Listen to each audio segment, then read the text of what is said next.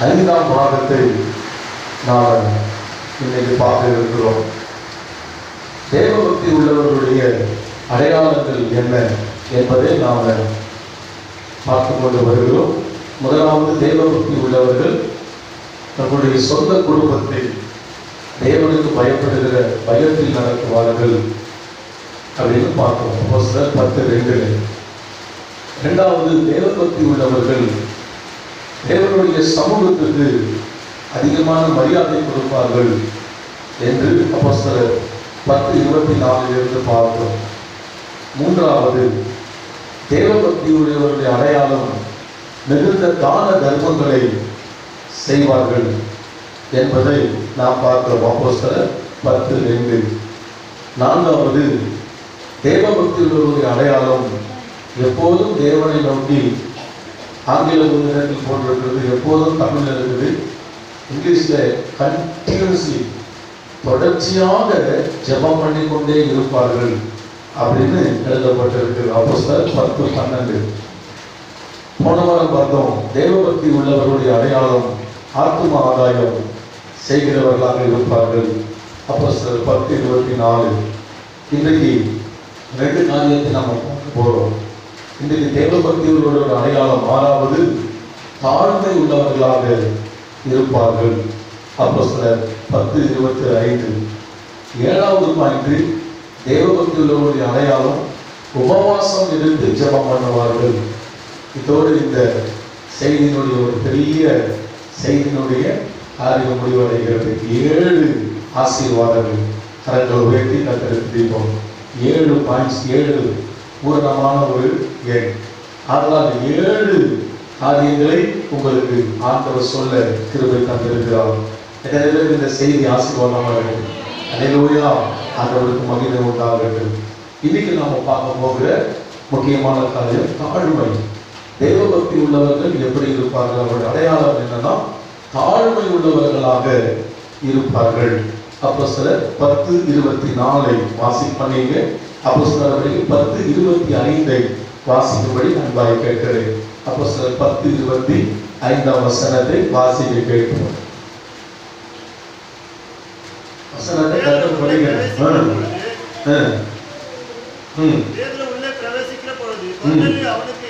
கொர்நேலியு அவனுக்கு எதிராக போய் அவன் பாதத்தில் விழுந்து பணிந்து கொண்டான். கவனிங்க, இந்த இடத்துல நாம பார்க்கிற ஒரு முக்கியமான ஒரு காரியம், தேவ பிள்ளைகள் என்று சொல்லப்படுகிற நாம் நடந்து கொள்ள வேண்டிய முக்கியமான ஒரு விஷயம் என்னன்னா தாழ்மை. சொல்லுவோமா? தாழ்மை என்ன? இந்த தாழ்மையை பற்றி கொர்நேலியுவிட பார்க்கணும். நம்ம சொன்ன காரியம் எல்லாமே பார்த்தீங்கன்னா கொர்நேலியுவிட இருந்த விஷயம். அவை 7 காரியங்கள் நாம் கொர்நேலியுவிட்ட கற்றுக்கிறோம். அவ்வளவு ஒரு மகிமையான ஒரு தேவ மனுஷர் கொர்நேலியு. இன்னைக்கு கொர்நேலியுவிட்ட இருந்து நம்ம கற்றுக்கிற காரியம் என்ன? தாழ்மையாக இருங்கள். பாருங்க, தேவனுடைய தூதன் உன் வீட்டுக்கு பேதுரு என்கிற ஒரு மனிதன் வருவார். அவர் உனக்கு சொல்லுவார், சில காரியங்களை சொல்லுவார், அதை கேள். இதுதான் தேவ தூதன் கொர்நேலியுவுக்கு கொடுத்த ஒரு செய்தி. அப்போ இந்த தேவனுடைய மனிதனாகிய பேதுரு வரும்போது கொர்நேலியு தன் உறவின் முறையாக கூப்பிட்டு வைக்கிறாரு. ஆனா நல்ல கவனிங்க, அப்போ ஒரு காரியம் அவர் செய்யறாரு. பேதுரு வீட்டுக்குள்ள வந்த உடனே வேதம் சொல்றது, அவருடைய பாதத்தில் விழுந்து அவனை பணிந்து கொண்டான் அப்படின்னு எழுதப்பட்டிருக்கு. சொல்லுவோமா? அது சொல்றோம், மனிதர்களுடைய கால்களிலே நாம் விழக்கூடாது. அது உண்மைதான். அது விக்கில் வசனம் பேர் அதை விளக்கம் கொடுப்பாரு. நானும் உன்னை போல ஒரு மனிதன் தான். சொல்லுவோமா? அல்லேலூயா. நானும் உன்னை போல ஒரு மனிதன் தான். அப்போ மனிதர்கள் கால்கள் என்ன செய்யக்கூடாது? நீ ஒரு மனுஷன் தான், அது விளக்கம். நானும் ஒரு மனுஷன் தான். புரியுதா? அதனால நம்ம மனிதருக்கு காலில் என்ன செய்யாதீங்க, விழக்கூடாது. விழாத தேவனுடைய காலில் விழு. ஏன்? தெய்வத்துக்கு தான் அந்த மதிப்பு உண்டு அப்படின்னு சொல்லி பேரு அதை விட ரொம்ப தாழ்மையா நடந்ததில்லை நாம பார்க்கிறோம். விசுவாசிகள் கூட நான் கேட்கிறேன், எந்த ஒரு காரணத்தை கொண்டும் யார் காலில் என்ன செய்யாதீங்க, விடக்கூடாது. புரியுதா? நிறைய பேர் பாஸ்டர் காலில் கூட விடு அப்படின்னு என்ன செய்யறாங்கன்னா சொல்றாங்க. இல்லை, அதை செய்யக்கூடாது. பாஸ்டர்னா யாருன்னா ஒரு சாதாரண ஒரு மனிதர் தான். புரியுதுங்களா? ஆமா, மரியாதை கொடுக்கணும், மதிப்பு கொடுக்கணும், கனப்படுத்தணும். ஆனால் பாதத்தில் விடுகிற ஒரு ஒரு தகுதி ஒருத்தவங்களுக்கு இருக்கும்னா அது இயேசுடைய பாதத்துக்கு மட்டும்தான். அவர் மட்டும்தான் அந்த தகுதியை பெற்றவர். கை வைத்து கர்த்தரை துதிப்போம். அல்லேலூயா, ஆண்டவருடைய ஸ்தோத்திரம். ஆனாலும் நாங்கள் கொர்நேலியுவிட்ட இருந்து கற்றுக்கொள்கிற ஒரு காரியம் என்னன்னா, ரொம்ப தாழ்மையுள்ள ஒரு மனிதன். அந்த தாழ்மையா இருக்கிற மனுஷனா என்ன செய்ய முடியும்? காலில் விட முடியும் இல்லையா? ஆண்டவருக்கு ஸ்தோத்திரம். அவருக்கு அந்த இடத்துல நான் ரொம்ப யோசிச்ச ஒரு காரியம் என்னன்னா, கொர்நேலியு இப்போ யாரும் இல்லாத நேரத்தில் பேதுருவின் காலில் விழல. இப்ப யாருமே இல்லை.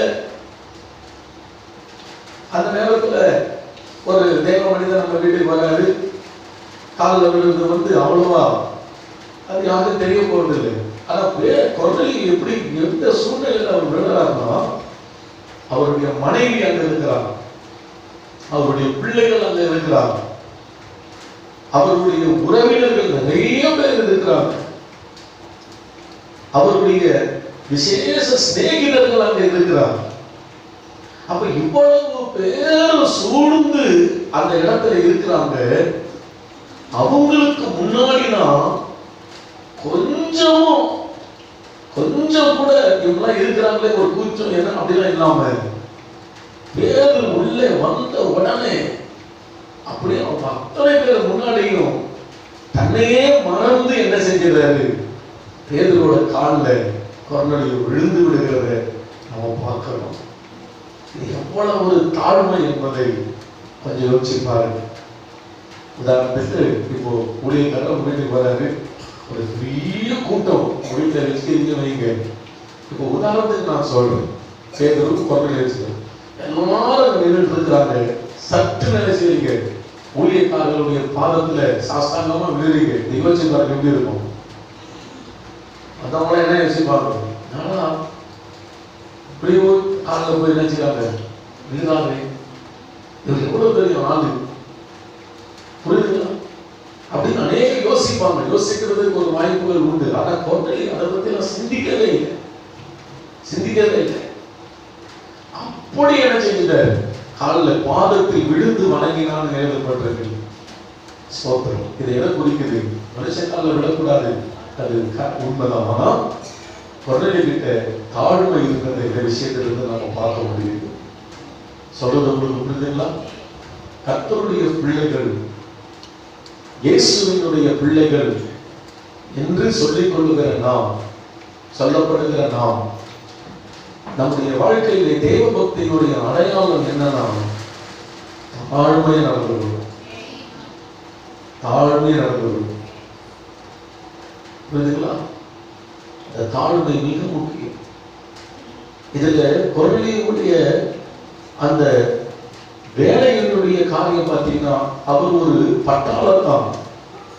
பட்டாளத்தான் என்று சொன்னா மிலிட்ரி. ஆண்டவருக்கு ஸ்தோத்திரம். ஒரு 100 பேருக்கு அவர் அதிபதி. அவருடைய அதிகாரம் ரொம்ப பெரிய அதிகாரம்.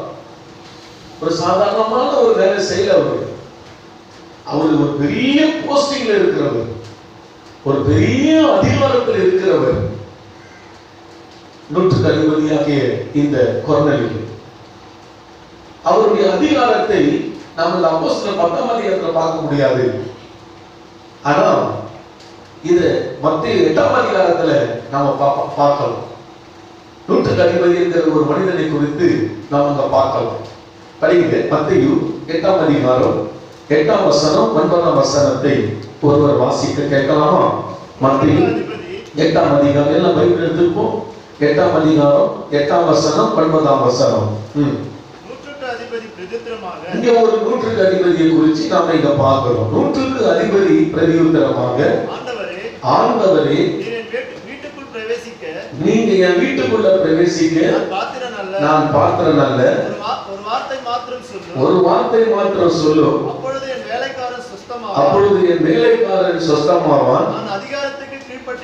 நல்லா கவனிங்க. நூற்றுக்கு அதிபதி சொல்லும் போது அதிகாரத்துக்கு கீழ்பட்டவனா இருந்தும், நூற்றுக்கு அதிபதியா இருக்கிற எனக்கு கீழ்பட்டு இருக்கிற சேவகர்கள் உண்டு. எனக்கு கீழ்பட்டு இருக்கிற சேவகர்கள் உண்டு. வேலை செய்யற வேலையாட்கள் எனக்கு உண்டு. நான் ஒருத்தனை போவென்றால் அவன் போவான், மற்றொருவனை வான்னா வருவான். என் வேலைக்காரனை இதை செய் என்றால் செய்கிறான் என்றால் தன்னுடைய அதிகாரத்தை இங்க நம்ம பார்க்கிறோம். ஒரு நூற்றுக்கு அதிபதினா அவங்களுடைய அதிகாரத்தை இங்க அழகா ஆண்டவர் எழுதி வச்சிருக்கிறார். என் வேலைக்காரனை போன்னு சொன்னா போவான், வான்னு சொன்னா வருவான், இதை செய்யலாம் செய்வான். புரியுதா? அப்போ இவ்வளவு அதிகாரம் உள்ளதான ஒரு மனிதன் யாரு? கொர்நேலியுஸ். கொர்நேலியுஸ் எப்படிதான் வீட்டில் இருக்கிற நூற்றுக்கு அதிபதி அவங்க கிட்ட இருக்கிறதுனால நூற்றுக்கணக்கான வேலையாட்கள் போன்னு சொன்னா போவாங்க, வான்னு சொன்னா வருவாங்க, இதை செய்யறாங்க செய்வாங்க. அப்படி ஒரு அதிகாரத்தோடு கூட இருக்கிற நூற்றுக்கு அதிபதி அந்த கொர்நேலியுஸ் இப்ப பேதுரு வந்த உடனே என்ன செய்யறாரு? அந்த அதிகாரத்தை எல்லாம் மறந்துட்டு அப்படியே சாஸ்திராகம் என்ன செய்யறாரு? ஆகத்துல பேதுரு பாடத்தை விழுதன பாருங்க என்னன்னா தாழ்மை. இதுதான் கவனிக்க. நாம எவ்வளவு பெரிய ஆளா இருக்கிறாங்க, பெரிய பதவியில் நாம இருக்கோம். இங்க யாராச்சும் 100 பேரை வச்சு வேலை வாங்குறவங்க யாரும் இருக்கிறீங்களா? யாரும் இல்லை. அப்போ அந்த 100 பேரை வச்சு வேலை வாங்கின அந்த மனிதனுக்கு எவ்வளவு தாழ்மை இருக்கிறதையும் நம்ம பார்க்கிறோம். ஆனா நம்ம அப்படிலாம் ஒண்ணும் கிடையாது, புரியுதா? ஆனா நமக்குள்ளாகவும் எவ்வளவு தாழ்மை இருக்கணும் என்பதை கொஞ்சம் யோசிப்பாரு. அவரோட பிள்ளைகளுடைய அடையாளம் என்ன தெரியுமா? ஒரு தேவனுடைய பிள்ளை இவன், இந்த சிஸ்டர் தேவனுடைய பிள்ளை என்பதற்கு அடையாளம் என்ன? ஹம்பிள்னஸ், தாழ்மை. அடையாளம் புரியுதுங்களா? நம்ம பெரிய ஒரு பதவியில் இருக்கலாம், உத்தியோகத்தில் இருக்கலாம், ஆனா தேவனுடைய சமூகோடு நீங்க சர்ச்சைகள் வரும்போது உங்க மேன்மையெல்லாம் எப்படி வாசல்ல செருப்ப கழட்டி நம்ம விடுறோமோ அதே போல உங்களுக்கு இருக்கிற மேன்மையெல்லாம் கழட்டி விட்டுட்டு தான் உள்ள வரணும். நம்ம 5 அடுக்கு மாடி உள்ள கட்டடத்துல வசிச்சுக்கலாம். நமக்கு மேன்மையை சொல்லிக் கொள்வதற்கு நிறைய படிப்பு நமக்கு இருக்கலாம். வசதியானவன் சொல்லிக்கொண்ட நிறைய வாய்ப்புகள் நமக்கு இருக்கலாம். ஆனால் ஆலயத்துக்குள்ள நம்ம வரும்போது, ஒரு தேவ மனிதனிடத்திலிருந்து நாம் வரும்போது மிகுந்த தாழ்மையோட நாம காணப்பட வேண்டும். அதுதான் ஆண்டவர் நமக்கு கற்றுக் கொடுக்கிற காரியம். தாழ்மையை கற்றுக்கிட்டீங்கன்னா உலகத்துல பின்னாடி நான் சொல்லிக் கொடுக்கிறேன், மேன்மையான இடத்துல கர்த்தர் உங்களை வைப்பார். தாழ்மை ரொம்ப முக்கியம். பெற்றோர்களுக்கு அன்பான சொல்லிக் கொடுக்கிறேன், தாழ்மையை நம் பிள்ளைகளுக்கு சொல்லிக் கொடுங்க. இந்த ஜெனரேஷன்ல கிறிஸ்துவின் அடுத்த சந்ததி அவங்கதான், அந்த சந்ததி அவங்க. அதனால நம்ம வீட்டில் இருக்கிற பிள்ளைகளுக்கு தாழ்மையில என்ன, எப்படி நடந்து கொள்ளணும், அதை நீங்க சொல்லிக் கொடுக்கணும். உங்க செயல்ல நம்ம பிள்ளைங்க பார்க்கணும். ஒண்ணு சொல்றேன், தாழ்மையை மட்டும் நீங்க உங்களுக்கு சொல்லிக் கொடுத்துட்டீங்கன்னா அவங்களுக்கு எந்த ஒரு காரணத்தை கொண்டும் உங்களுக்கு வேதனையா இருக்க மாட்டாங்க. இங்க நிறைய தாய் தகப்பன் நம்ம பிள்ளைகளால கண்ணீர் வடிக்கிறோம் இல்லையா? ஏன்னா இந்த பிள்ளை இப்படி நமக்கு வந்து பண்ணது, ஏன் இந்த பொண்ணு இப்படி நமக்கு பெரிய தலைவலியா இருக்குது, கண்ணீர் விடுறோம். அதுக்கு நம்ம செய்த தப்பு என்ன தெரியுமா? அவங்களுக்கு நம்ம தாழ்மையை சொல்லிக் கொடுக்கல. சிறு வயதில் இருந்தே தாழ்மைனா என்ன என்பதை நீங்க பைபிள் படிச்சு உங்க வாழ்க்கையில் அந்த தாழ்மையை நீங்க செயல்படுத்தி உங்க வீட்டுக்கு ஊழியக்காரங்க வரும்போது, உங்க வீட்டுக்கு உங்களுடைய ஓனர், உங்களுடைய கம்பெனி, புரியுதா, எங்கெல்லாம் உங்களுக்கு மேலான அதிகாரம் இருக்குதோ சக மனிதர்களோடு அந்த தாழ்மையை உங்களுடைய குடும்பத்தில் இருக்கிற பிள்ளைகள் பார்த்து அவர்களும் வேதத்தை வாசித்து அந்த தாழ்மையை கற்றுக்கொண்டு இருந்தார்களே ஆனால் நிச்சயம் சொல்லுகிறேன், நாம கண்ணீர் வடிக்கிற அவசியமே இருந்திருக்காங்க. தப்பு பண்ணிட்டோம், நம்ம நிறைய தப்பு பண்ணிட்டோம், பிள்ளைகளை பெற்றுட்டோம். அந்த பிள்ளைகளை கிறிஸ்துவுக்குள்ளாக எப்படி வளர்க்கணும் நம்ம தெரியாம நீங்க தாழ்மை இல்லாததாலதான் பிள்ளைங்க வாயிலிருந்து வருகிற பேச்சுக்கள், பிள்ளைகள் சொல்லப்படுகிற செய்யப்படுகிற ஒரு சில காரியங்கள், இதையெல்லாம் பார்க்க மனசு வேதனைப்படுகிற அளவுக்கு இன்னைக்கு சூழ்நிலைகள் இருக்கு. கர்த்தர் இதையெல்லாம் நமக்கு மாற்றுவாராக. கர்த்தர் உயர்த்தி ஆண்டவரை நாம் துதிக்கலாம். எல்லா ஆண்டவர் மாற்றுவார். நம் செடிக்க முதல்ல தாழ்மைனா என்ன என்பதை நம்ம கற்றுக்கொள்ள வேண்டும். ஆண்டவருக்கு ஸ்தோத்திரம். அல்லேலூயா. தாழ்மைனா என்ன என்பதை நாம் கற்றுக்கொள்ளணும். எப்படி நடக்கணும் என்பதை நம்ம கற்றுக்கொள்ளணும். நீங்க இந்த தாழ்மையை பற்றி நம்ம பார்க்கும்போது ஆண்டவராக இயேசு கிறிஸ்துவிடத்திலே எனக்கு ரொம்ப பிடிச்ச ஒரு முக்கியமான ஒரு அதிகாரம் யோவான் சுவிசேஷ புத்தகம் 13ஆம் அதிகாரம். எல்லாரும் எடுத்துக்கொள்வோமா? எல்லாரும் அதை எடுத்துக்கொள்வோம். ஜான் 30, யோவான் 13ஆம் அதிகாரத்தை நம்ம எல்லாரும் எடுத்துக்கொள்வோம். அதிலே 1ஆம் வசனத்திலே, பஸ்கா பண்டிகைக்கு முன்னே இயேசு உலகத்தை விட்டு பிதாவினிடத்துக்கு போகும்படியான தம்முடைய வேலை வந்தது என்று அறிந்து தாம் உலகத்தில் இருக்கிற தம்முடையவரிடத்தில் அன்பு வைத்தபடியே முடிவு பரியந்தம் அவரிடத்தில் அன்பு வைத்தார். சீமோனின் குமாரனாக யூதாஸ் காரியத்து அவரை காட்டிக் கொடுக்கும்படி பிசாசானவன் அவன் இருதயத்தை தூண்டின பின்பு அவர்கள் போஜனம் பண்ணி கொண்டிருக்கையில் தம்முடைய கையில் பிதா எல்லாவற்றையும் ஒப்புக் கொடுத்தார் என்பதையும் தாம் தேவனிடத்தில் வந்ததையும் தேவனிடத்துக்கு போகிறதையும் இயேசு அறிந்து போஜனத்தை விட்டு எழுந்து வஸ்திரங்களை கழற்றி வைத்து ஒரு சீலையை எடுத்து அறையிலே கட்டிக்கொண்டு பின்பு பாத்திரத்தில் தண்ணீர் வார்த்து சீஷருடைய கால்களை கழுவவும் தாம் கட்டி கொண்டிருந்த சீலையினால் துடைக்கவும் தொடங்கினார். யோசிச்சு பாருங்க. தேவாதி தேவன் பிலிப்பு 2ஆம் அதிகாரத்தில் பார்க்கிறோம். கால்கள் யாவும் அவருக்கு முன்பாக முடங்கும். உலகத்தில் மனிதன் என்று பிறக்கப்பட்ட ஒவ்வொரு மனிதனும் ஒரு நாள் இந்த மனிதனுடைய கால்கள் யாவும் இயேசுவுக்கு முன்பாக மடங்கும், முழங்கால நிற்பாங்க. நாம் யாவும் மனிதன் என்று சொல்லப்படுகிற ஒவ்வொரு மனிதனுடைய நாமும் இன்னைக்கு இயேசு என்னென்னலாம் பேசுறாங்க, ஆனா ஒரு நாள்ல கர்த்தர் இவர்தான் என்று அறிக்கையிடும். அப்படிப்பட்ட காலம் நியாயத்திற்கு நாள்ல வரும். அப்படிப்பட்டதான தன்மையுடைய தேவன் இந்த இடத்துல நம்ம பார்க்கிறோம். எல்லாம் முடிஞ்சிருச்சு, இப்போ பிதா கிட்ட போகிற வேலை வந்துருச்சு. இப்போ ஆண்டவர் நான் ஊழியத்துக்கு பரலோகத்துக்கு போயிட்ட பிறகு இந்த சீசர்களை நாம விட்டுட்டோம்னா இவங்க ஒவ்வொருத்தரும் பெருமைக்குள்ள போயிடுவாங்க.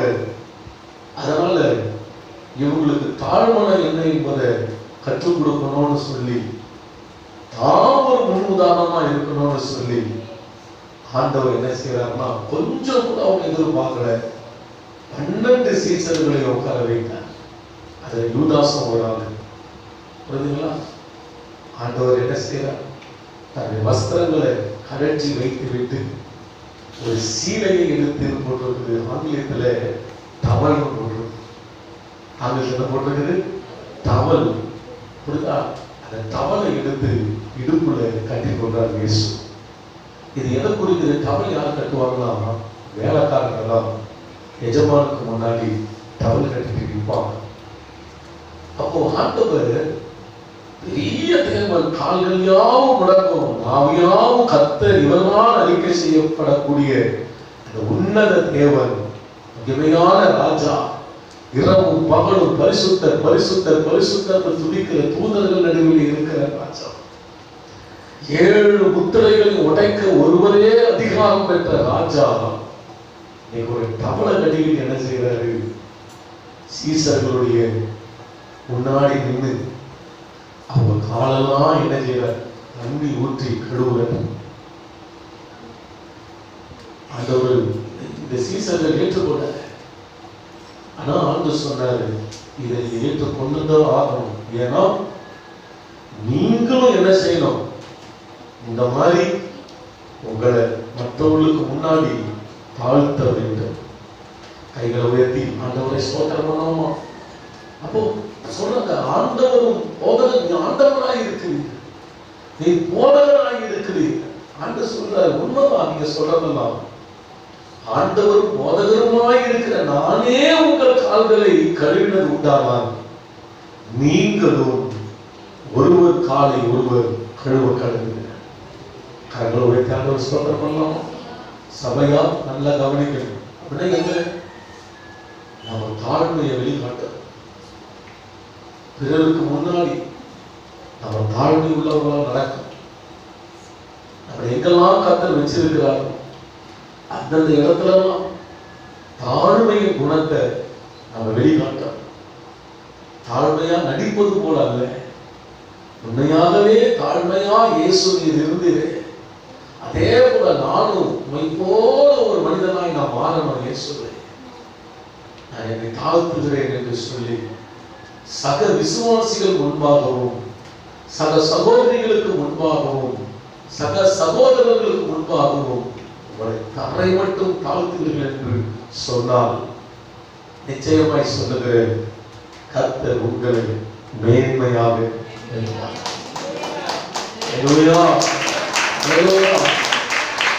இயேசுவின் ஆவி தாழ்மை, சாத்தானுடைய ஆவி பெருமை. சொன்னது புரியுதுங்களா? அதனால விசுவாசிகள் இந்த கடைசி காலத்துல ரொம்ப நீங்க கவனமா இருக்கணும். ரொம்ப கவனமா இருக்கணும். தாழ்மையை மறந்துடக்கூடாது. அது இன்னும் எனக்கு வேணும் ஆண்டவரே, இன்னும் எனக்கு அந்த தாழ்மையில என்னன்னு கத்துக் கொடுங்க ஆண்டவரே. இந்த பைபிளை படிச்சு படிச்சு படிச்சு கண்டுபிடிக்கணும். நீங்க ஆண்டவருக்கு மகிமை உண்டாக இயேசு தாழ்மையை உங்களுக்கு காமிச்சார். அதனால கர்த்தருடைய பிள்ளைகள் தாழ்மையாக நடந்து கொள்ள ஆண்டவர் அந்த ஞானத்தை நமக்கு கொடுப்பாராக. ஆண்டவருக்கு மகிமை. சரி, தாழ்மையா நடந்ததுனாலே நமக்கு என்ன ஆசீர்வாதம்? இந்த நாட்கள்ல தாழ்மையா நடந்துகிட்டா இவன் ஒரு ஏமாளி, இவன் படைக்க தெரியாதவன், இவன் ஒரு லூசு, அப்படிதான் இன்னைக்கு என்ன பண்ணிடுறாங்க? தாழ்மையா நம்ம போனோம்னா அப்படிதான் என்ன பண்றாங்க? கணக்கு போடுறாங்க. அது சொல்றோம். ஆனா நான் சொல்றேன், நீங்க இதை தெரிஞ்சுக்கிட்டீங்கன்னா நீங்க ஏமாளியும் கிடையாது, லூசும் கிடையாது, ஒன்றும் கிடையாது. தேவன் உங்களை உயர்த்துவதற்கு அதுதான் வழி. ஆண்டவர் இயேசு இந்த வழியை தெரிஞ்சுட்டாருன்னா ஆண்டவர்னா ஞானங்கள் அந்த காரியத்தை செய்தாரு. எனக்கு தெரியும் எந்த காரியம், இந்த காரியத்தை நாம செய்தால் நமக்கு என்ன ஒரு மேன்மை அவருக்கு தெரியும். பிலிப்பியருக்கு நிருபம் 2ஆம் அதிகாரத்தை எடுத்துக்கொள்ளுங்க. பிலிப்பியருக்கு நிருபம் 2ஆம் அதிகாரம்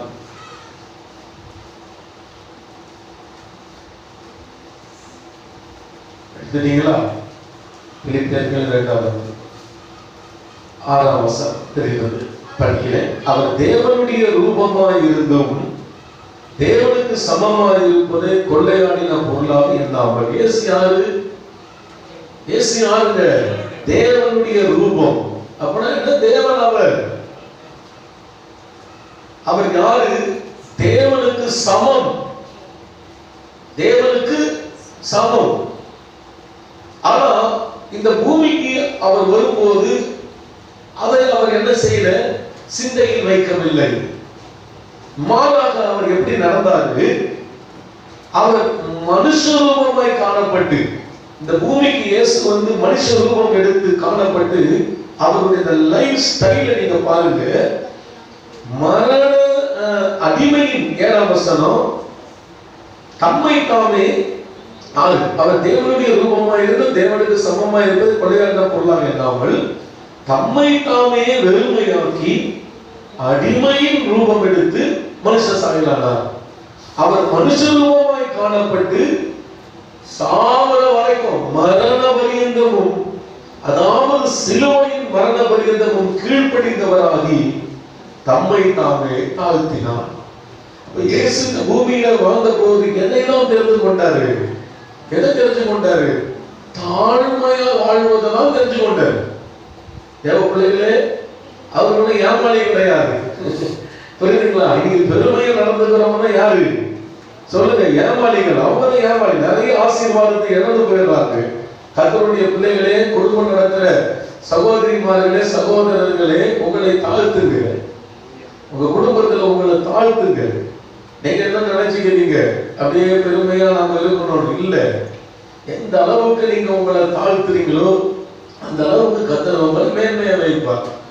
தாழ்மை உள்ளவர்களுக்கு தான் ஞானத்தை கொடுப்பார். சபையில வர நீங்க உங்களை தாழ்த்துங்க.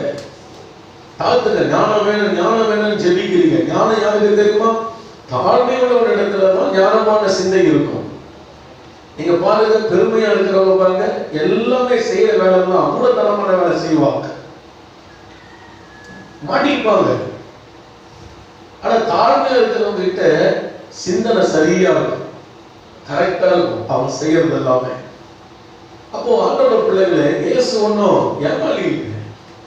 அவர் இந்த பூமியில வாழ்ந்த போது அவர் கரெக்டா நடந்தார், தாழ்மையா நடந்தார்.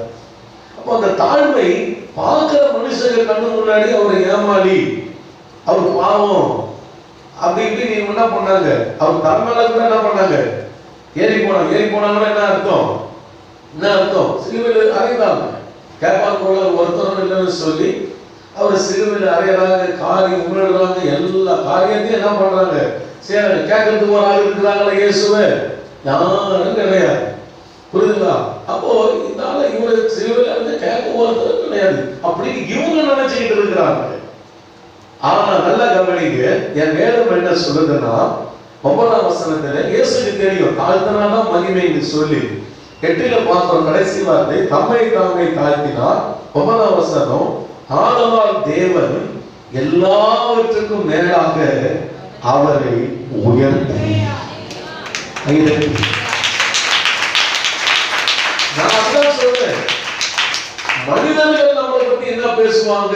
தாழ்மையா நடந்துகிட்டா பழக தெரியாதவன், அவன் கூட சேராத, அவன் இருக்கிறதே விட்டுருவான், அவன் வந்து ஒரு மாதிரி டைப் ஏமாறி மாதிரி. அவன் தாழ்மையா நம்ம நடக்கும் போது புரியுதா?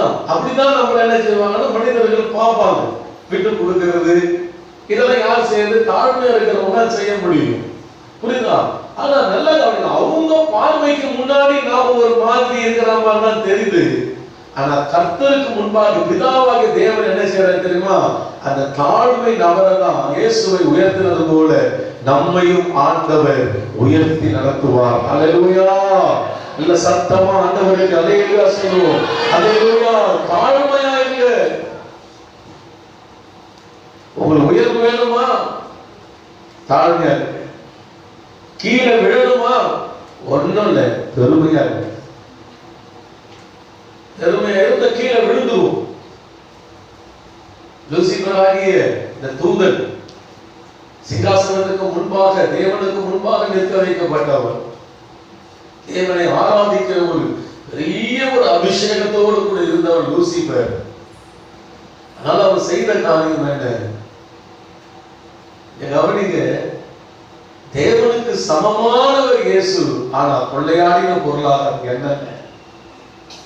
இந்த பூமிக்கு வரும்போது நான் தேவனுக்கு சமம் அவர் என்னவே இல்லை, மனுஷனா காணப்பட்டார். ஆனா இந்த லூசிபரை நீங்க பாருங்க, நான் தேவனுக்கு சமமாவே, நான் தேவனுடைய சிங்காசனத்தில் அமருவேன், அவருடைய ஆராதனை பர்வத கூட்டத்திலே நான் வீற்றிருப்பேன், தேவனை போல. இது எல்லாம் என்ன சிந்தை? பெருமையின் சிந்தை. தாவாக தேவன் பார்த்தார், இப்படிப்பட்ட ஒரு பெருமையின் சிந்தை உனக்குள்ள இருக்குன்னு சொல்லி பரலோகத்திலிருந்து ஆண்டவர் செய்த இந்த லூசிபரை கீழே தள்ளிட்டார். அவ்வளவுதான். பெருமை இருந்தால் வீழ்ச்சி, தாழ்மை இருந்தால் உயர்வு. அப்படியே ஆப்போசிட். இந்த பூமியில் தேவனுக்கு சமம். ஆனா இந்த பூமிக்கு வரும்போது பிதாவை அவர் என்ன சொல்ற, சமந்தான், ஆனா மனித ரூபமா காணப்பட்டு சிலுவையை சுமந்து, புரியுதா? நம்மள விடங்க. நீங்க உங்களை தூக்கி சிலுவையில் அரைஞ்ச ஒத்துப்பீங்களா? பிதாவின் சித்தம் அதுதான் சொன்ன ஒத்துப்பீங்களா? இல்ல, ஒத்துக்க மாட்டோம். ஆனா யார் ஒத்துக்குப்பாங்க தெரியுமா? தாழ்மையில் இருக்கிறவங்க பிதாவின் சித்தனை ஒத்துக்குப்பாங்க. தாழ்மை.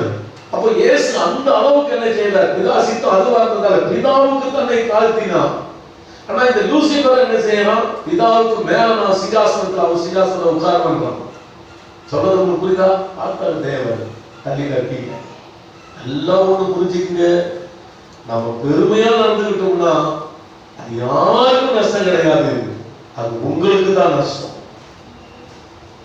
எந்த இடத்துல கர்த்தர் உங்களை வச்சிருக்கிறாரோ, நீங்க ஆண்டுகிட்ட பயபக்தியா செய்ய வேண்டிய ஒரு ஜெபம், தெய்வமே எந்தெந்த இடங்களெல்லாம் நீ என்னை வைத்திருக்கிறீரோ அந்தந்த இடத்துலலாம் நான் தாழ்மையை வெளிப்படுத்த எனக்கு அப்படிப்பட்ட ஒரு இருதயத்தை கொடுங்க ஆண்டவரே. ஜெபம் ஒவ்வொரு நாளும் நாம செய்யணும், கற்றுக்கொள்ளணும். தாழ்மையை திறமையிலே நாம போயிட்டோம் சொன்னோம்னா வீழ்ச்சி. நேரத்தில் நிறைய இடத்துல நம்ம பார்க்கலாம். புரியுதுங்களா? கர்த்தர் பிள்ளைகள் என்ன செய்யணும்? தாழ்மையா இருக்கணும். ஒரு வசனத்தை படிக்கலாமா? நீதிமொழிகளின் புஸ்தகத்தை திருப்பி, நீதிமொழிகளின் புஸ்தகம் 18ஆம் அதிகாரம் 12ஆம் வசனம். நீதிமொழிகள் 18:12. எடுத்த சீக்கிரம் படிங்க. அழிவு. நீதிமொழிகள் 18:12.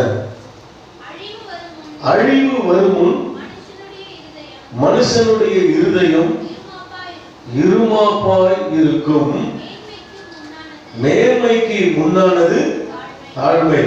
நல்லா பாத்தீங்களா? இருமாப்பு சிந்தை நமக்குள்ள இருக்குன்னா வசனம் சொல்றது அழிவு வரப்போகுதுன்னு அர்த்தம். நான் சொல்லலங்க, பைபிள் சொல்லுது. அந்த வசனத்தை மறுபடியும் நல்லா பிறகு பாருங்க. இந்த வசனத்தை மறுபடியும் படிங்க. நீதிமொழிகள் 18:12. அழிவு வரும் முன் மனுஷனுடைய இருதயம் இருமாப்பா இருக்கும். ஆண்டவர் சொல்றார், கவனமா இருக்கணும் குறிச்சி. நம்ம மனசு இருமாப்பு கொண்டுகிட்டே இருக்குதுன்னா நம்ம என்னமோ பெரிய அப்படி நினைச்சுக்கிறோம். இல்ல, நம்ம எதை நோக்கி போய்கிட்டு இருக்கிறோம்? அழிவு. சொல்றது புரியுதா? ரொம்ப கேர்ஃபுல்லா இருக்கணும். பிசாசெல்லாம் செய்வான். இருமாப்பா இருக்கு. புருஷன் கூட இறங்கி போவாங்க, மனைவி கூட இறங்கி போவாங்க, பிள்ளைகிட்ட சொல்லுவான் அப்பா அம்மாக்கு இறங்கி போகாது, விசுவாசிக்கு சொல்லுவான் பாஸ்டர் இறங்கி போகாது. புரியுதுங்களா? அப்படி எப்படி இருக்கு இருமாப்பா இருக்கு. அது நம்ம எங்க கொண்டு போகுதுன்னா டேஞ்சர். டேஞ்சருக்கு நேரம் நம்மளை எடுத்துட்டு போகுது. புரியுதா? கவனமா இருக்கும். ஏன்னா சத்தியவசம் அன்றொரு மதியம். புரியுதுங்களா? அதுக்கு அந்த அந்த வசனத்தை நீங்க அப்படி படிங்க. 18:12. மேன்மைக்கு முன்னானது தாழ்மை. அப்போ தாழ்மையா நடந்துகிட்டா மேன்மை வந்துடும். மேன்மைக்கு முன்னானது தாழ்மை. அப்படின்னா தாழ்மைதான் முன்னாடி. முன்னாடி தாழ்மையை வைங்க, தாழ்மையா நடந்துக்குங்க. அப்போ உங்க லைஃப் என்ன ஆயிடும்? மேன்மை கொண்டு சொல்லுங்க. அல்லேலூயா. எந்த இடத்துல இருக்கிறீங்களோ தாழ்மையா இருங்க. அந்த இடத்துல அப்படின்னு நம்மளுடைய எல்லாத்தையும் பயங்கரமான அப்படின்னு காமிச்சிட்டு கூடாது. அப்படிலாம் சார் இருக்கும். வேலை செய்றீங்களா, அப்போ ஓனர்கிட்ட தாழ்மையா போங்க, கைக்கு சம்பளம் வாங்கலாம். அதிகாரிகளா தாழ்ந்து நடந்துங்க. ஆமே பண்ணாம போறது இல்லை. அவங்க நிறைய அக்கிரமம் செய்யறவங்களா இருக்கலாம். ஆனா ஆண்டவர் சொல்றாரு, அவனுக்கு கொடுக்க வேண்டிய கனத்தை என்ன செய்யுது கொடுக்கு. அது அவங்க கத்தர்கிட்ட பதில் சொல்லிக்கிட்டோம். ஆனா நம்ம நடக்க வேண்டிய பொறுப்பு என்னது? தாழ்மையா இருக்கணும். அல்லேலூயா சொல்லு. அல்லேலூயா சொல்றது புரியுதுங்களா? தாழ்மை. அப்போ மேன்மை உங்க வாழ்க்கையில வரணும்னா உங்களுக்கு தாழ்மை வேணும். கத்தருக்கு மகிமை. புரியுதா? அதனால தேவ பிள்ளைகளை அதை கற்றுக்கொள்ளுங்க. கடவுள் கத்தர்கிட்ட ஜெபம் பண்ணுங்க. கற்றுக் கொடுங்க ஆண்டவரே, தாழ்மனா எனக்கு கற்றுக் கொடுங்க, என்னன்னு எனக்கு புரிய வைங்க ஆண்டவரே, நான் எப்படி நடந்துக்கணும்னு எனக்கு சொல்லிக் கொடுங்க ஆண்டவரே அப்படின்னு அந்த தாழ்மைக்காக நீங்க ஜெபிச்சீங்கன்னா ஆண்டவர் நல்லா கவனிங்க, நம்மளை உடைப்பார். தாழ்மை வேணும் என்ன செய்வார் ஆண்டவர்? உடைப்பாரு, நம்மளை மதிக்க மாட்டார். நான் தெரிஞ்சிருக்கேன். ஆண்டவருக்கு ஊழிய பாதையில 20 வருஷம் முடிய போகுது, செலிப்ரேட் பண்ணலாம் நினைச்சிருக்கிறேன். நம்ம சொல்றோம் 20 வருஷத்துல என்னை உடைச்சாரு பாருங்க ஆண்டவர், அப்படி உடைச்சாரு. இவ்வளோ ஜனத்தை நாம நீங்க 200 பேர் 100க்கு கணக்கான குடும்பத்தை நீங்க நடத்துறோம் அப்படின்னா சும்மா நடத்த முடியாது. புரியுதுங்களா? உடைச்சார் ஆண்டவர், உடைச்சார். அவமானத்தை சந்திக்க வச்சார், பாடுகளை சந்திக்க வச்சார். அப்போ ரொம்ப வேதனையா இருக்கும். ஆண்டவர் சொல்வாரு, தாழ்மையானவர்கள், பெரிய அதிகாரிகள், எனக்கு மேலானவங்க, எனக்கு நசுக்குனவங்க உண்டு. புரியுதுங்களா? ஒரு நாளும் இருந்து பேசுறது, ஒரு நாளைக்கு என்ன ஆண்டவரே அப்படின்னு சொல்றாரு, அமைதியா ஏற்று பேச அந்த நியமத்துக்கு அப்படியே கீழ் போய் கேள்வி கேட்கணும். கம்முடு நிச்சயம் அப்படி இருக்க இருக்க இருக்க இருக்க என்னாச்சுன்னா ஆண்டவர் ஸ்தோத்திரம், நம்மளுடைய வாழ்க்கையில கர்த்தர் மேன்மையை கொண்டு வந்த நல்ல வாக்கு வச்சு ஆண்டவர் ஸ்தோத்திரம். புரியுதா? நிறைய கொடுக்க மாட்டாங்க. சில ஆட்களும் கஷ்டமா இருக்கும். ஆண்டவருக்கு இருக்காங்க கொஞ்சம் ஏப்பா அந்த கேள்வி அவளை நல்லா ஆலோசனை வேண்டாம், அதை சகிச்சு கொண்டு பொம்மோடு நான் உயர்த்தணுமா பொம்மோடு. அப்போ அந்த மாதிரிதான் அந்த சகிப்பு தன்மை எதை செய்யற ஆண்டவர் மனசுல நமக்கு கொடுக்க கொடுக்க அதுதான் காப்பு. அதான் ஹம்பிள்னஸ் நம்ம போயிட்டோம்னா ரெண்டாவது என்னன்னா அவனை நேசிக்கணும்னு சொல்லுவாரு. அது அதை விட பயங்கரமா அவனை நேசிங்க. உங்களை அவமானப்படுத்தவங்க நேசிக்க முடியுமா? இதுதான் என்னது? இதுதான் என்னது? சிலுவை. சிலுவையில தூக்கி அலையறாரு இயேசுவை. நல்லா கவனிக்க. ஆண்மையின் தெய்வம்னா இவருடைய ஜெபம் எப்படி இருக்குது பாருங்க. பிதாவே இவர்கள் செய்கிறது இன்னதென்று அறியாது இருக்கிறார்கள். நிச்சயமா உங்களுக்கு தெரியாதா? சிலுவையில தூக்கி ஒரு நீதிமான 1000 அப்படின்றது தெரியாதா? மனசாட்சிக்கு தெரியாதா? தெரியுமா தெரியாதா? தெரியும். ஆனாலும் இவருடைய அன்பு அதுதான். இவர்கள் செய்வதை அந்த ஒரு வார்த்தை தான் அந்த சிலுவையில அதுக்கு அத்தனை பேரையும் காப்பாத்துச்சு. இல்ல வேற மாதிரி போயிடுறோம். இவர்கள் செய்கிறது இன்னதென்று அறியாது இருக்கிறார்கள். இவர்கள் என்ன செய்யும்? அப்ப மன்னினா அந்த இடத்துல அன்பு இருக்குதா? அன்பு தானே மன்னிக்கும். சொல்றது புரியுதுங்களா? அப்போ இதெல்லாம் என்ன குறிக்குது? அவர் தாழ்ந்து நடந்துக்கிட்டாரு. ஆமென். ஆண்டோட பிள்ளைகளே, இதெல்லாம் இந்த நாட்கள்ல நம்ம வந்துகிட்டு அப்படின்னா நம்மள தான் படைப்பார். தாழ்மை வேணும் நீங்க கேட்டு பார்த்தீங்கன்னா என்ன செய்வாரு? அவங்க என்ன செய்வாரு? படைப்பார், உருவாக்குவார், பலவிதமான வழிகளில் அவங்களை நடத்துவார். அந்த நேரம்லாம் நீங்க அந்த ஒரே புரிஞ்சுக்கணும். எனக்கு என்னது கற்றுக் கொடுக்குறீங்க. கொஞ்ச நாள் முன்னாடி சமீபத்தில் ஆண்டு காலையில நான் ஒரு ஜெபம் வைத்தேன். ஆண்டவரே எனக்கு பொறுமை வேணும். ஆண்டவரே என்ன வேணும்? பொறுமை எனக்கு வேணும் அப்படின்னு காலையில் நான் ரொம்ப ஃபீல் பண்ணி ஜெபம் பண்ணேன். எனக்கு பொறுமை கொடுக்கப்பா அப்படின்னு ஜெபம் பண்ணிட்டு வந்துட்டேன். ஆனா அந்த நாள் பார்த்தீங்கன்னா அப்பாடி நான் படா நொறுங்கி போயிட்டேன். அப்படியே புரியுதா? நொறுங்கி அப்படியே பொறுமையை இழந்து சில காரியம் செய்யற மாதிரி என்னது சூழ்நிலை அப்படி காணப்படுது. மறுநாள் காலையில் அந்த குறிப்புக்காக ஜெபம் பண்றேன். இந்த பிரச்சனை ஆண்டவரே நீங்க அப்போ சொன்னாரு, நீ எதுக்கு ஜெபம் பண்ண? நேற்று பொறுமைக்காக ஜெபம் பண்ண. உனக்கு பொறுமை எப்போ வரும்? அந்த மாதிரி சம்பவம் பண்ற ஆளுங்களாலதான் அந்த இடத்துலதான் அவங்களுக்கு முன்னாடி என்ன செய்யணும்? பொறுமையை காட்டணும் தான் அதை நான் அனுபவிச்சேன். நீ என்ன உணர்ச்சி வசப்பட்டு இப்போ அப்படி இப்படி ஜெபிக்கிறீங்க அப்படின்னும் போது நான் கண்டுபிடிச்சேன். ஓஹோ, ஆண்டவர் நம்மள என்ன செய்யறாரு? அப்போ பொறுமையான நீங்க ஜெபிச்சீங்கன்னா சொல்லுங்க, எங்க இருக்கிற சண்டை என்ன செய்யும்? உங்களுக்கு என்ன செய்யும்? ஆனா வரும். தாழ்மையான ஜெபம் பண்ணீங்கன்னா உங்களை அவமானப்படுத்துற நிலைமை வரும். ஆனா அதுதான் சோகம். அந்த கிறிஸ்துவுக்காக அதை நம்ம சந்தோஷமா எடுத்துக்கிறோம். பார்த்தீங்களா? ஆண்டவரே நாம அதை மகிமைப்படுத்துறாங்க. என்ன நான் படிக்கிறேன், என் பழைய மனுஷன் சிலுவையில் தூக்காரே நடக்கிறது அப்படின்னு. அதுதான் நீங்க சிலுவையை தூக்குற அனுபவம். இன்னைக்கு நிறைய பேர் நம்ம சிலுவை தூக்க மாட்டோம். அதுல சொல்றாரு, ஒருவன் என்னை பின்பற்றி வர வேண்டும் என்று விரும்பினால் அவன் தன்னைத்தானே வெறுத்துல என்னது நம்ம சட்டையெல்லாம் கீழ்ச்சி போட்டு பைத்தியக்கார மாதிரி இருக்கலாம். இல்ல, நமக்கு இந்த மாதிரி எல்லாம் வரும். அவமானம் வரும், நிந்தைகள் வரும், விசப்பேச்சு வரும், பொய்யான வதந்திகள் வரும், உங்களை தூஷிக்கிறது வரும், எல்லாம் வரும். அததான் நீங்க என்ன செய்யணும்? நீங்க உடனே சண்டையில பண்றது அப்போ பண்ணிட்டு சிலுவையை தூக்க மாட்டோம். அதுக்கு வேணாம் அப்படின்னு சிலுவை தூக்குறவங்க என்ன பண்ணுவாங்க? இயேசு சகிச்சாரா சிலுவை தூக்கிட்டு போகும்போது அப்படியே கம்முன்னு இருப்பான். அதுதான் என்னது? தாழ்மை. புரியுதா?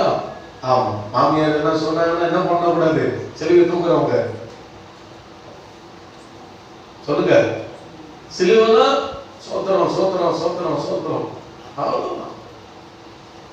மருமக என்ன மாமியார் சொன்னா சிலுவை சுமக்கிற மாமியார்னா சோத்திரம் சோத்திரம் சோத்திரம்.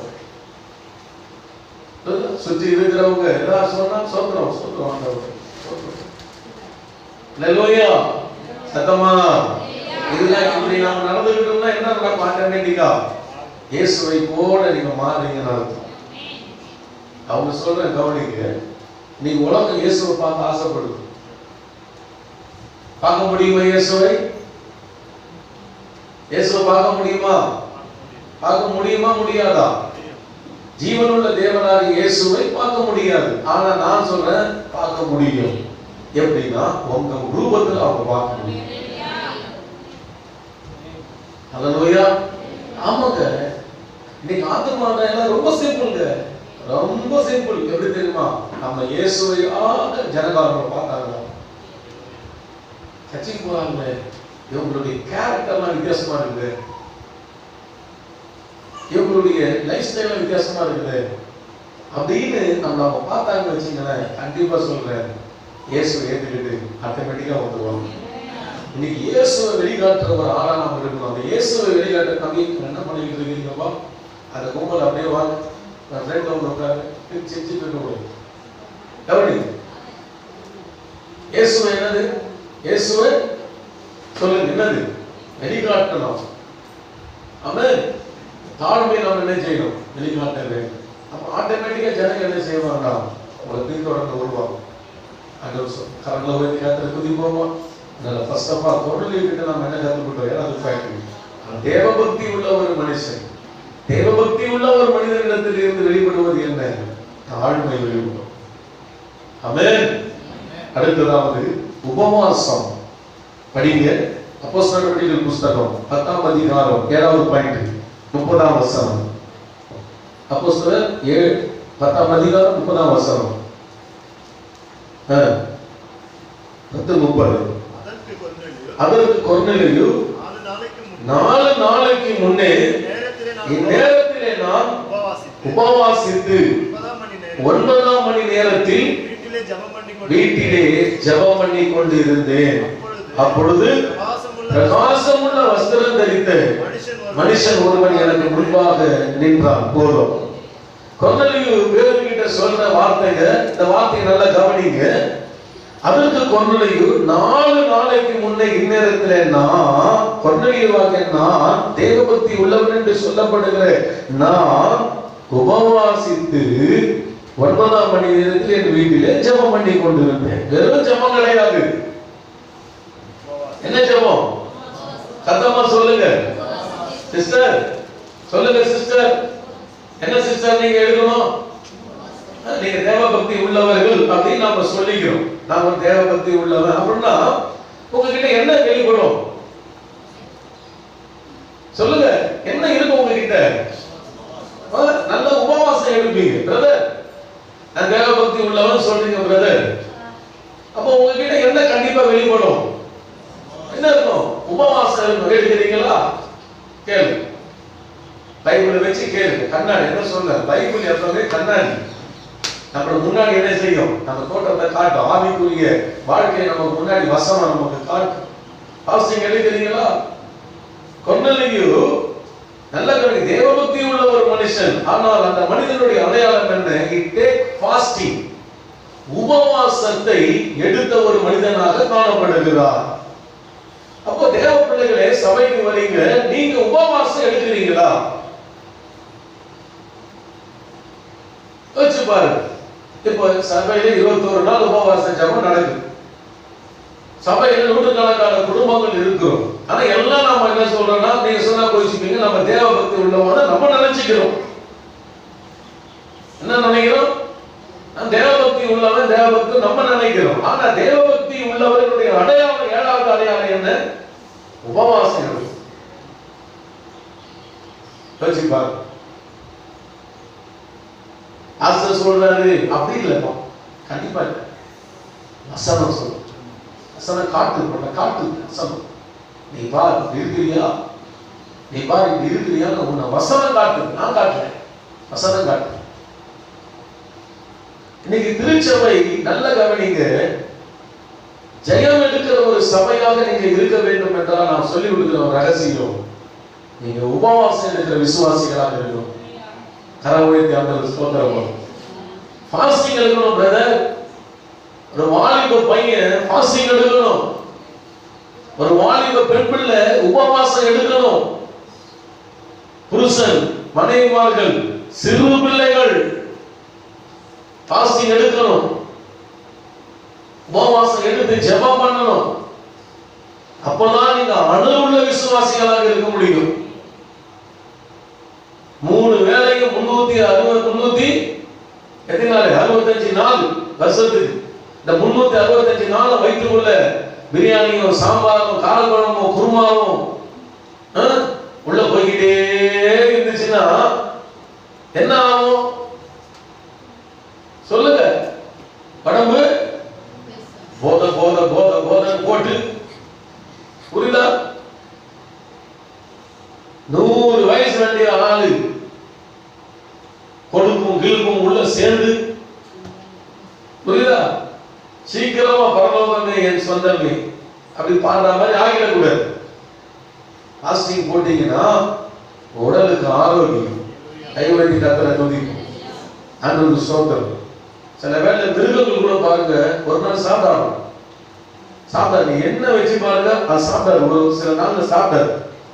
அது என்ன பண்ணனா, புல்லுக்குள்ள போயிட்டு மேய்ஞ்சி அது அது அதையே வாங்கி இருக்கும். அது என்ன ரகசியம்னா, அது தன்னை சுத்திகரிச்சுக்கணும். புரியுதா? அப்ப மிருகம் கூட என்ன செய்யுது? பாசிங் போடுது இந்த நாட்கள்ல. ஆனா மனிதர்கள் நம்ம என்ன செய்ய மாட்டோம்? கடவுளை நோக்கி உபவாசம் எடுக்க மாட்டோம். பாசிங் எடுக்கணும். அப்படின்னு சொல்லுங்க. உபவாசம் எடுக்கணும். 21 நாள் உபவாசம். விசுவாசிங்க தீர்மானம் எடுத்துக்கணும். ஒரு வருஷம் ஆகுதா? ஒரு வருஷம் 2021 வரப்போகுது. அப்போ பாஸ்டர் சர்ச்சில் 40 நாள் பாஸ்டிங் வைப்பாரு, 21 நாள் பாஸ்டிங் வைப்பாரு. அந்த நேரத்தை கேலண்டர் எடுத்து நீங்க குறிச்சிக்கணும். குறிச்சி அந்த நாளெல்லாம் நம்ம உபவாசம் எடுத்து ஜெபிக்கணும் அப்படின்னு ஒரு தீர்மானத்தை நீங்க எடுத்துட்டு அதுக்கு ஏற்ற மாதிரி உங்க வேலையோட பிளானிங் எல்லாம் நீங்க செட் பண்ணிக்கணும். கேட்டா நான் சொல்றது எனக்கு வேலை யாருக்கு தான் வேலை இல்லை? யோசிச்சு பாருங்க, யாருக்கு வேலை இல்லை? எல்லாருக்கும் வேலை இருக்குது. புரியுது? எங்களுக்கு குடும்பம் இருக்குது. யாருக்கு தான் குடும்பம் இல்லை? எல்லாருக்கும் தான் குடும்பம் இருக்குது. இல்லையா? புரியுது? எல்லாரும் உபவாசம் எடுத்து ஜெபிக்கிறவங்களுக்கு குடும்பம் இல்லையா? உபவாசம் எடுத்து ஜெபிக்கிறவங்களுக்கு வேலை இல்லையா? எல்லாருக்கும் இருக்குது சிஸ்டர். ஆனா என்னன்னா அவர்கள் தேவ பக்தி உள்ளவர்களாக அந்த அடையாளத்தில் அவங்க வாழ்க்கையில காணப்படுது. ஆனா நம்ம வராதவங்க நம்ம என்ன செய்யறோம்? அது பெருசாவே நம்ம எடுத்துக்கிறது இல்லை. புரியுதா? நீ ஆண்டவர் உங்களை பேச உனக்காக ஜீவனை கொடுத்தாங்க மகளே, உனக்காக ஜீவனை கொடுத்தாங்க மகளே. நீ உபவாசம் எடுத்து உன் வாழ்க்கையில ஆவிக்குரிய ஜீவியத்துல நீ வளமாக வாழ்வதற்கு, என் ரகசியங்களை நீ அறிந்து கொள்வதற்கு, என் அன்பை ஜனங்களுக்கு சொல்லுவதற்கு, என் வல்லமையை உன் வாழ்க்கையில நான் வெளிப்படுத்தி காட்டுவதற்கு உன்னை நான் உபவாசம் எடுக்க வான்னு சொல்றேன். ஆனா நீயோ அவமரியாதை பண்ணிட்டு நீ உன்னுடைய விருப்பமான வேலையை செய்து கொண்டிருக்கிறாயே என்று ஆண்டவர் உபவாசம் எடுக்காத ஒவ்வொரு பிள்ளைகளை குறித்தும் வேதனை உள்ளவராக இருக்கிறார் என்று காலை வேளையிலே அதை நான் பதிவு பண்ண விரும்புகிறேன். நம்ம நினைச்சுக்கிறோம் யாரும் இல்லைங்க. நீங்க இயேசுவே நீ நல்ல ஒரு பாடல ஆண்டு சொல்ற, நீ என்ன வேதனைப்படுத்திட்டு இருக்கிறோப்பா, நீ என்ன பார்த்து நல்லவன், நல்லவர் தான், நீ என்ன வேதனைப்படுத்திக்கிட்டு இருக்கிற, நீ என்ன வேதனைப்படுத்துறியம்மா. உன் வாழ்க்கையில பரிசுத்தத்துக்கு நேரம் உன்னை நடத்த, உன் வாழ்க்கையை உன்னை ஆசீர்வதிக்க, உன்னுடைய வாழ்க்கையை வல்லமையை வெளிப்படுத்த, உன் மூலமாக நான் ஆத்துமாதாயம் செய்வதற்கு உபவாசம் என்கிற ஒரு பெரிய ஒரு காரியத்தை செய்ய நான் உன்னை அழைக்கிறேன். ஆனா நீயும் அதுக்கு கொஞ்சம் கூட நீ செவி கொடுக்காம சர்ச்சில் வந்து என்னை பார்த்து நீ நல்லவர்கள் சொல்ற, நீ நல்லவர்கள் சொல்றது ஒரு பக்கம் இருக்கட்டும், ஆனா பக்தியான காரியமாகிய உபவாசத்தை நீ எடு என்று ஆண்டவருடைய ஆவியானவர் இன்னைக்கு உங்க கூட பேசுகிறார். அது ஒரு ஆவிக்குரிய பலன். அந்த புருஷர்களே நம்மளை பார்த்து ஒரு கேள்வி கேட்கிறேன். உங்க பிள்ளைங்களாம் நல்லா இருக்கணும்னு நீங்க விரும்புறீங்க, தப்பு இல்லை, ரொம்ப நல்லது. ஆனா நான் ஒண்ணு சொல்றேன், உங்க பிள்ளைங்க பாஸ்டிங் போட்டு வரணும்னா கோவப்படுறீங்க. நான் சொல்றேன், முதல்ல நீங்க இருக்கிறீங்களா யோசிச்சு பாருங்க. புருஷர்கள் சொன்ன மாதிரி கைவிட்டீங்க, நம்ம 6 பேர் உட்காந்துக்கிறோம், அவ்வளவு. வாலிபர்கள் ஒரு 2 பேர். அப்ப மீதி இருக்கிறவங்க எங்க? உங்களை ஆண்டு உருவாக்க முடியுதா? உங்க லைஃப் இப்படியே போய்கிட்டு இருந்துச்சுன்னா ஒரு நாள் இயேசு வந்தாலும் என்ன பண்ண போறீங்க? நீங்க வேலை வேலை வேலை வேலை வேலை வேலை வேலைக்கு போயிட்டு அந்த வேலை உங்களை காப்பாற்ற போதா? நிச்சயமா கிடையாது பிரதர், நிச்சயமா கிடையாது. நிறைய பேர் நீங்க தப்பு பண்றீங்க. என்னமோ நான் தான் இயேசு, நான் தான் போனாதான் வேலைக்கு போனாதான் நான் தான் அது பண்ண முடியும், நான் தான் இதை செய்ய முடியும், சிஸ்டர் அதை இப்படி அப்படி நாம நினைக்கிறோம். நான் சொல்றேன், உங்களை ஆசீர்வதிக்கிறவர் இயேசு கிறிஸ்து. அவர் ஒண்ணு ஸ்டாப் பண்ணிட்டாருன்னா அது என்ன பண்ணுவீங்க? சிந்திக்கணும். உண்மையாகவே கர்த்தர் வசனம் இதுதான் நீங்க விசுவாசிச்சீங்கன்னா கொஞ்சம் யோசிச்சு பாருங்க. அவர் செய்வதை தடுப்பவன் யார்? அப்போ அவரோட தடுத்துட்டாருன்னா அதை நீ உடைக்க முடியுமா? ஒருவரும் பூட்டக்கூடாதபடிக்கு திறக்கிறவரும் ஒருவரும் திறக்கக்கூடாதபடிக்கு பூட்டுறாரும். அப்போ உன் வேலையின் ஆசீர்வாதத்தை பூட்டிட்டாருன்னா நீ என்னதான் நீங்க பண்ணாலும் அதை திறக்க முடியாதுன்னு பைபிள் சொல்லுது. ஆனா ஆண்டவர் சொல்றாருன்னா, நான் உன்னை பிளஸ் பண்றதுக்கு என் சமூகத்திலே உபவாசம் எடுத்து ஜெபம் பண்ணு வா. ஆமென். சொல்றது உங்களுக்கு புரியுதுங்களா? புரியுதுங்களா? எப்படி உங்களை கர்த்தர் ஆசீர்வதிக்க முடியும்? நீங்க ஃபாஸ்டிங் எடுத்து உங்க குடும்பத்துக்காக ஜெபம் பண்ணி பாருங்க. நான் சொல்றேன், சுகமாயிடுவீங்க. நிறைய பிரச்சனைக்கு வழி தெரியல கலங்கிட்டு இருக்கிறீங்க. உபவாசம் எடுத்து தேவ சமூகத்துல உட்கார்ந்து பாருங்க, வழி திறக்கப்படும். நீங்க போய் முட்டி மோதி அது இதுவும் அப்படின்னு பண்றதெல்லாம் உங்க மாம்ச இடத்துல நீங்க பண்ணிக்கிட்டு இருக்கீங்க. உங்களை நம்புறீங்க. முதல்ல உங்களை போகாதீங்க. நான் கேட்டேன் நேற்று எங்க வீட்டுல, நாளைக்கு எத்தனை பேர் உயிரோட இருக்கீங்க? நாளைக்கு எத்தனை பேர் உயிரோட இருப்பீங்க? இங்கே அந்த கேள்விக்கு பதிய வைக்கிறேன். நாளைக்கு எத்தனை பேர் உயிரோட இருப்பீங்க?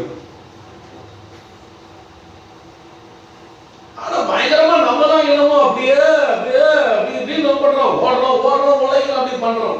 நீங்க உடைய வேண்டாம் நான் சொல்லல, கடவுளுக்கு கொடுக்க வேண்டிய நேரத்தை கொடுன்னு நான் சொல்றேன். அதை விட்டுட்டு நீ என்னதான் நீங்க போயிட்டு பண்ணாலும் நான் சொல்றேன் அது நினைக்காது. கர்த்தருக்கு கொடுக்கிற இடத்தை கொடுக்காம, உபவாசம் எடுக்க வேண்டிய நேரத்துல உபவாசம் எடுத்து ஜெபிக்காம நீங்க என்னதான் நீங்க உங்க இஷ்டத்துல காரியம் நடக்கணும் நீங்க பண்ணி பாருங்க, நான் சொல்றேன் அது வாய்க்காது. அதே சமயம் தியாகம் செய்து, தூக்கத்தை தியாகம் செய்து, என்னுடைய நேரத்தை தியாகம் செய்து, கொஞ்ச நேரமாவது அந்த தேவ சமூகத்துல போய் நம்ம ஆண்டவர் சமூகத்துல உட்கார்ந்து இயேசுவேன்னு ஒரு 4 வார்த்தையாவது கூப்பிட்டு நாம கொஞ்சம் நேரம் கூட நம்ம போயிடுவோம். அப்படின்ற அந்த சபையினுடைய திட்டங்களுக்கு, ஆவியானவர் கொடுக்கிற திட்டங்களுக்கு, உன் பர்சனல் திட்டங்களுக்கு நீ இடம் கொடுத்து பார். இன்னைக்கு எழுதி வச்சுக்க, நான் தீர்க்க தரிசனமா சொல்றேன், உன் வாழ்க்கை மேன்மைக்கு வந்துடும். புரியுதா புருஷர்களே? சொல்றது புரிஞ்சுங்களா? கொடுக்கலாம். நீங்க வேலை போறீங்க, அதனாலதான் தேவன் சில பேர் அமைதியா இருக்கிறார். சரி போப்பா போ, என்ன பண்றீங்க போ, எவ்வளவு தூரம் போறீங்க போ. ஆனா ஒரு நாள் நீ ஒன்னையே நம்ப முடியாத அளவுக்கு இயேசுவே என்ன நோக்கி கூப்பிடுற ஒரு காலம் வரும். அன்று அமைதியா இருப்பார். புரியுதா? யோனாவோட வாழ்க்கையில பாக்குறோம் இல்ல, நினைவே பட்டணத்துக்கு போ யோனான்னு சொன்னா இவர் தரிசிச்சு போறாரு. இவரு நம்ம ஆமா எடுத்து போற தரிசிச்சு போற ஆண்டவர் பார்த்தாரு. அப்படியா, என் ரூட்டை விட்டு நீ வேற ரூட்டுக்கு போய் இருக்கிறியா? சரி இரு. ஒன்னும் பேசல, கடல்ல ஒரு பங்களிப்பு கொடுத்தாரு. அவ்வளவுதான். நம்ம இருக்கிறவங்களாம் யாரால இந்த பிரச்சனை வருதுன்னு பார்த்தாங்க. பார்த்தா நல்ல தூங்கிட்டு இருக்கிற யோனாவால வந்த பிரச்சனை. ஆமென். பார்த்தாங்க. அவனவே சொல்றாரு, என்னாலதான் பிரச்சனை தெரியும், ஏன்னா தேவ சித்தத்தை மீறி நான் போய்கிட்டு இருக்கிறேன். தேவ பக்தியா வாழ வேண்டியதை விட்டுட்டு நான் வேற மாதிரி போயிட்டு இருக்கிறேங்க பிரதர் சிஸ்டர், நான் வேற மாதிரி போயிட்டு இருக்கிறேன். தேவ பக்தியா இருக்கிற உபவாசம் எடுத்து ஜெபித்து புலம்பி அழ வேண்டிய இந்த காலத்துல நான் வேற மாதிரி போயிட்டு இருக்கிறேன் பிரதர். அதனால எனக்கு நல்லா தெரியும், என் குடும்பத்தை அலசடி வருது, என்னை தூக்கி போட்டுருங்க, நான் தான் பிரச்சனை. நான் சொல்றது புரியுதுங்களா? நம்ம குடும்பம் நல்ல ஆசீர்வாதமா இருக்க முடியுங்க. ஆனா பிரச்சனை நான் யார் தெரியுமா? பிரச்சனை வேற யாராலும் கிடையாது, தேவ சமூகத்துல ஜெபம் பண்ணாத மனுஷனால பிரச்சனை. ஒரு வீட்டுல ஒரு ஜெபிக்காத ஒரு புருஷன் இருக்கிறாங்கன்னா நிச்சயம் சொன்னா அந்த ஜெபிக்காத மனிதனால பிரச்சனை. ஒரு வீட்டுல ஜெபம் பண்ணாத ஒரு மனைவி இருக்கிறானா அந்த ஜெபிக்காத மனைவியால பிரச்சனை. ஒரு குடும்பத்துல ஒரு வாலிப பையன் முழங்கால ஜெபிக்காம இருக்கிறானா அவங்க மூலமா பிரச்சனை. உபவாசம் எடுத்து ஜெபித்து சத்துருவின் வல்லமைகளை நிர்மூலமாக்காம நம்ம பாட்டு இஷ்டத்துக்கு நம்ம பாட்டு போயிட்டு இருக்கோம். நிறைய பேர் சிந்திப்பாங்க, பாசி எனக்குதான் சொல்லிட்டு இருக்கிறார், என்னதான் கரம் வச்சு பேசிட்டு இருக்கிறார், எனக்கு தெரியும் சிந்திச்சுட்டு இருக்கிறாங்க. நோ பிரதர், உன்னை ஏமாத்திக்காதீங்க, உடம்பு இல்ல. கர்த்தருடைய ஆவியானவர் சபைக்கு சொல்லுகிறதை கால் உள்ளவன் கேட்க. நாளுக்கு பிரசங்கத்துக்குள்ள நீங்க பதில் சொல்ல வேண்டியது ஒரு பரலோகத்துல. நீங்க நினைச்ச சர்ச்சைக்கு போற இல்ல, இந்த பிரசங்கம்லாம் ஒரு பரலோகத்தை ரெக்கார்ட் பண்ணப்படும். நீ பரலோகத்தை சொல்லுவீங்க, ஜெயிக்க முடியல ஆண்டவர், ஜெயிக்க முடியல ஆண்டவர், எனக்கு தெரியல ஆண்டவர், ஆண்டு போட்டு காட்டுவார். அன்னைக்கு மகன் இந்த மெசேஜ் கொடுத்தானே, உபவாசம் எடுத்து மாம்சத்தை ஒழித்து ஜெபம் பண்ண வான்னு அதை கூப்பிட்டு விட்டானே என் மகன். அந்த பிரசங்கத்தை உன் காதால நல்லா கேட்டி, அது இல்ல நான் இதை போட்டு காட்டுறேன்னு சொல்லிட்டு ஆண்டு காட்ட முடியுமா? முடியாதாங்க, காட்ட முடியும். சர்வ வல்லமை உள்ள தேவன் சாத்தா ஒரு நிமிஷத்துல உலகத்தை காட்டுறான்னா என் ஆண்டவர் ஞாயிற்றுக்கிழமை சபையில கொடுக்கிற மெசேஜ் காட்ட முடியாதா? யோசிச்சு பாருங்க. எல்லாம் தெரியும் போது பரலோகத்துக்கு வரும்போதுதான் நம்ம வெளிச்சம் நிர்வாணமா காட்ட போறோம்.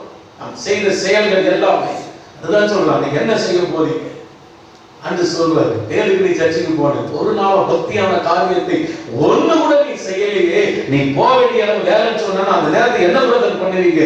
அந்த ஆளுநத்துக்காக தான் நான் பேசிக்கிட்டு இருக்கேன், இதுதான் பேசிக்கிட்டு இருக்கேன். பக்திக்குள்ள வாங்க. கடைசி காலம் விசுவாசி யாரை வஞ்சிக்கலாம் என்று தேடிக்கிட்டு இருக்கலாம். 1 பேதுருவின் புஸ்தகம் 5ஆம் அதிகாரத்தில் பாருங்க, எவனை விழுங்கலாமோ என்று வகை தேடி சுற்றி கொண்டிருக்கிற யாரை விசுவாசிய ஒன்னதான். உபவாசம் எடுத்து ஜெபிக்காத ஒரு ஆளா இருந்தால் கட்டாயமாக உன்னை விழ வைக்கிறதுக்கு அவன் பல தந்திர காரியங்களை செய்வான். சபை கேர்ஃபுல்லா இருக்கு. எனக்கு இயேசு வருக போகிற சீக்கிரம். அதனால உன்னை எப்படி தட்டலாம், உன்னை எப்படி ஒவ்வொரு நாளும் டார்கெட் வைக்கிறான் உங்களுக்கு தெரியுமா? ஒவ்வொரு நாளும் டார்கெட். உன்னை எப்படி அந்த விசுவாசத்திலிருந்து உன்னை தூக்கிடுற வெளியே. அதற்கு அவன் செய்கிற ஒரு முக்கியமான காரியம் தெரியுமா? உன்னை உபவாசம் எடுக்க விட மாட்டான். ஏன் சொன்னா, என் அருளாளர் இயேசு சொன்னாரு, இந்த ஜாதி பிசாசு உபவாசத்திலும் ஜெபத்திலும் உபவாசத்திலுமே அன்றி மற்ற எவ்விதத்திலும் புறப்பட்டு போகாது. அப்போ அவனுக்கு டேஞ்சர் கொடுக்கிற ஒரு ஜெபம் எது? உபவாச ஜெபம்.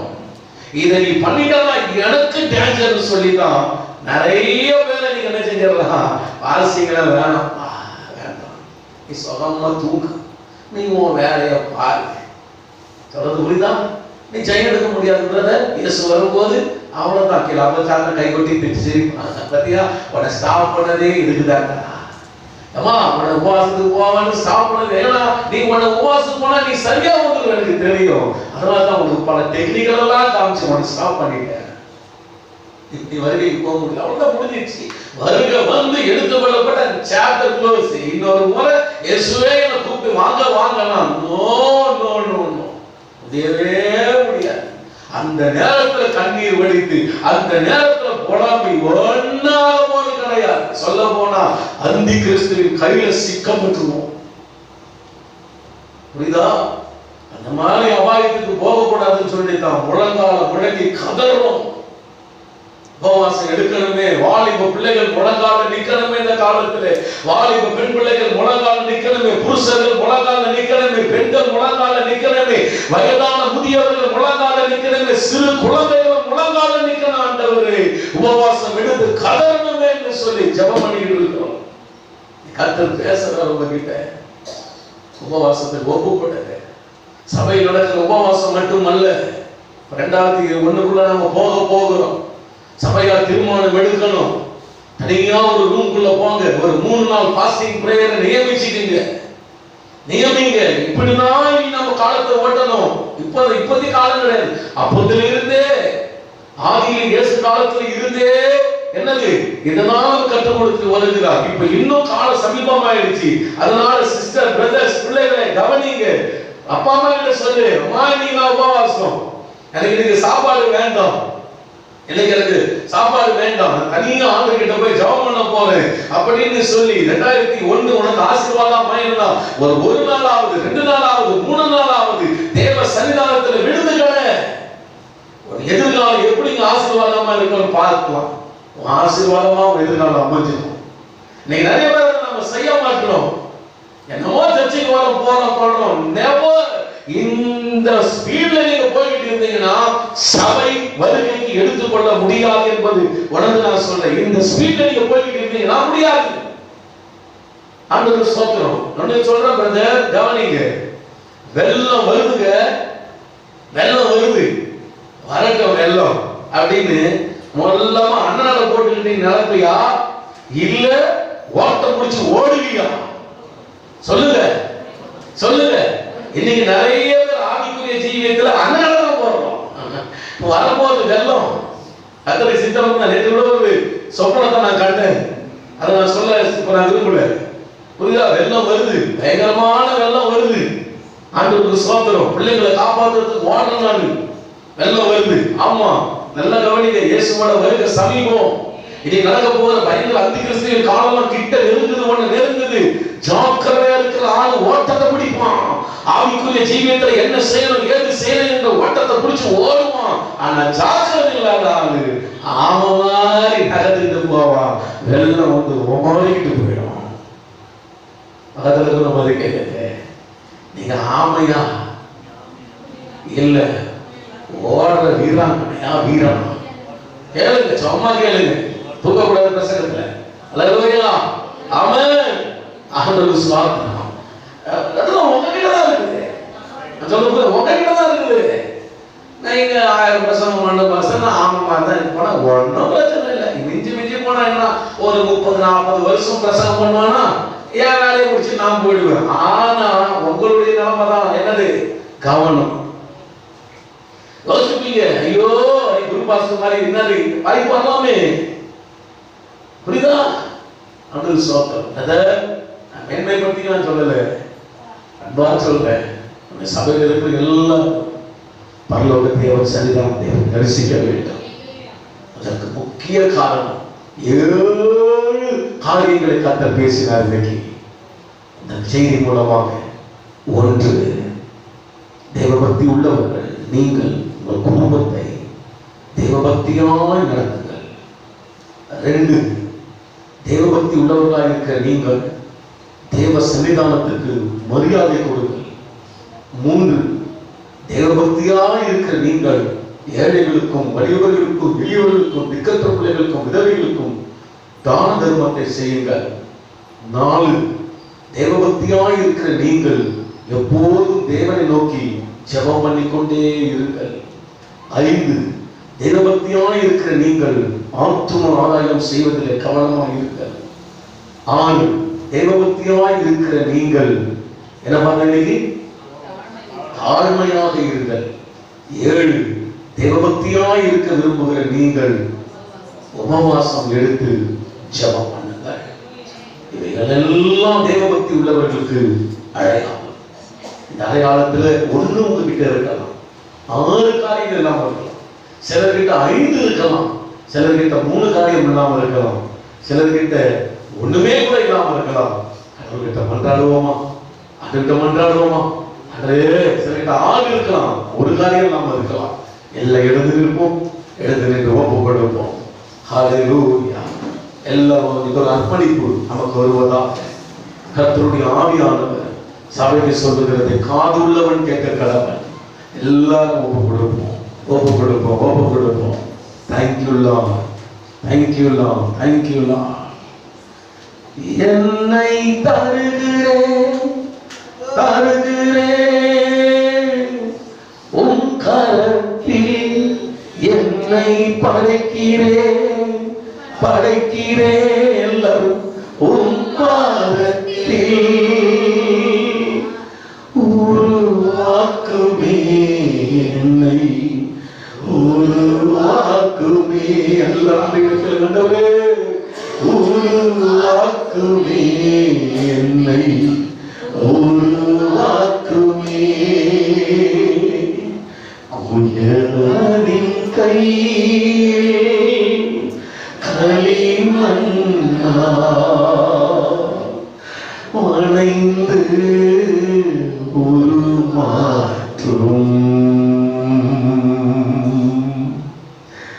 என் சித்தமல்ல உன் சித்தநாதா. தருகிறேன் உம் கரத்தில், கரம் உயர்த்தி என்னை தருகிறேன், தருகிறேன் உம் கரத்தில், என்னை படைக்கிறேன், படைக்கிறேன் உம் பாதத்தில். உருவாக்குமே என்னை, உருவாக்குமே.